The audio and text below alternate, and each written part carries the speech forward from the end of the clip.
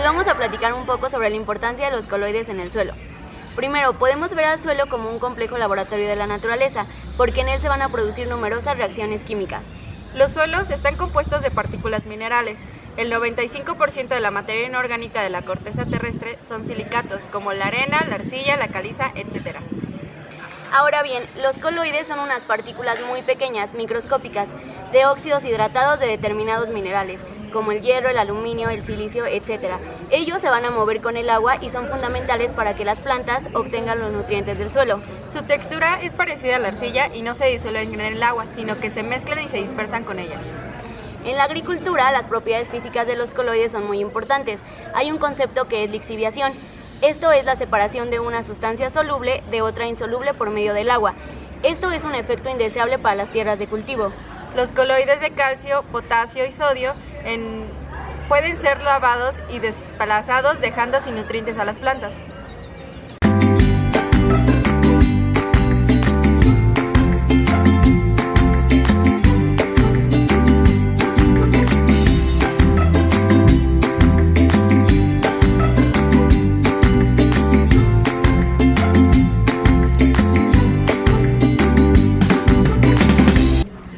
Los tipos de carga de los coloides y los mecanismos que intervienen en la producción de las cargas.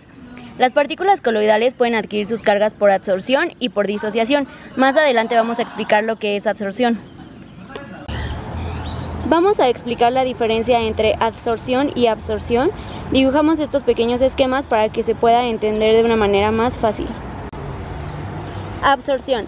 Se define como aquel proceso en el cual las moléculas o átomos de una fase interpenetran casi uniformemente en los de otra fase, constituyéndose una solución con esta segunda. Mientras que la adsorción es el proceso mediante el cual se extrae materia de una fase y se concentra sobre la superficie de otra fase, generalmente sólida. Por ello se considera como un fenómeno subsuperficial. La sustancia que se concentra en la superficie o se absorbe se llama absorbato y la fase debajo se llama absorbente.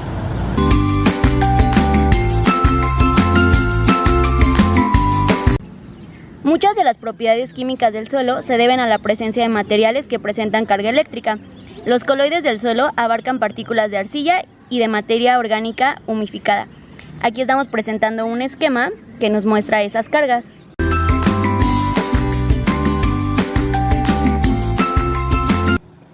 Intercambio iónico. Es el intercambio de iones entre la fase líquida y la sólida del suelo.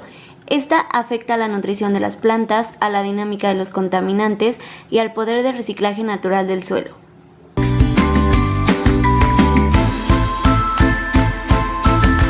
Intercambio catiónico. El intercambio catiónico es una de las propiedades más importantes del suelo y tiene influencia sobre una gran cantidad de sus características. Los cationes cambiables influyen en la estructura, la actividad biológica, el régimen hídrico y gaseoso, la reacción, los procesos genéticos del suelo y en su formación. Los cationes aplicados en forma de fertilizantes presentan interacciones con los cationes cambiables del suelo. Generalmente son absorbidos, quedando protegidos del lavado, pero aún así disponibles para la planta.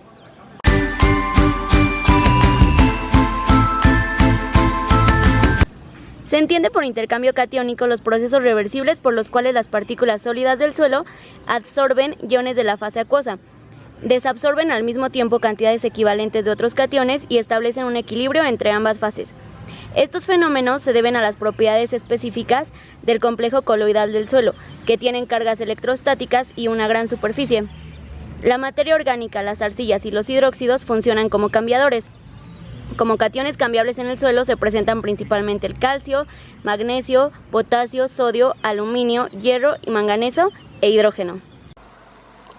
En sí, las partículas del suelo, sobre todo el humus y la arcilla finamente dividida, actúan como iones gigantescos de carga negativa, que atraen una nube de iones de carga positiva tales como el calcio, el potasio, el amonio y el magnesio. Así la arcilla y el humus sirven de depósito a los diversos iones esenciales para el crecimiento de las plantas. Conforme se realiza la respiración en las células vivas de las raíces, se produce dióxido de carbono. Este se combina con agua liberando iones de hidrógeno, bicarbonato y carbonato. Esos iones pasan de las células de la raíz a la solución del suelo circundante. El humus y las partículas de arcilla presentan cationes que también pasan a la solución del suelo. En este caso, los iones de hidrógeno que están en la raíz se cambian por cationes que están en la arcilla y en el humus. Al descomponer los microorganismos la materia orgánica, se forma el humus. Cuando el humus se aplica al suelo, los microorganismos siguen alimentándose con el humus.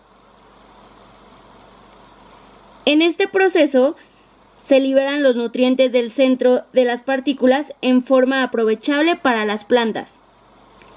Los cationes en solución se difunden a la superficie de las raíces, donde son absorbidos.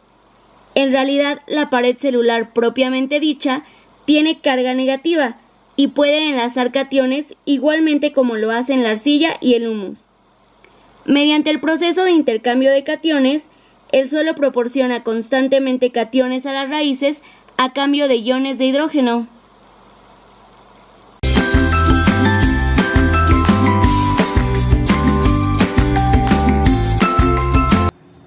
Un ejemplo de adsorción es cuando aplicamos fertilizante a los cultivos.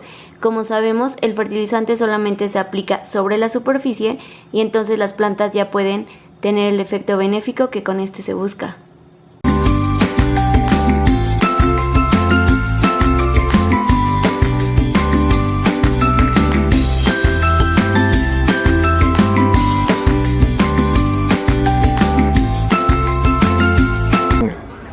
Como conclusiones vamos a mencionar dos cosas.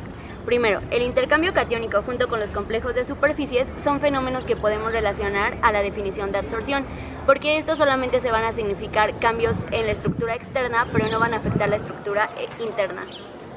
La importancia de la adsorción se debe a la retención de iones alcalinos y alcalinoterrios, impidiendo así que se pierdan por lixiviaciones. Dichos iones, como el calcio, el potasio y el magnesio, son nutrientes y su almacenamiento y disponibilidad propician el buen desarrollo de la planta.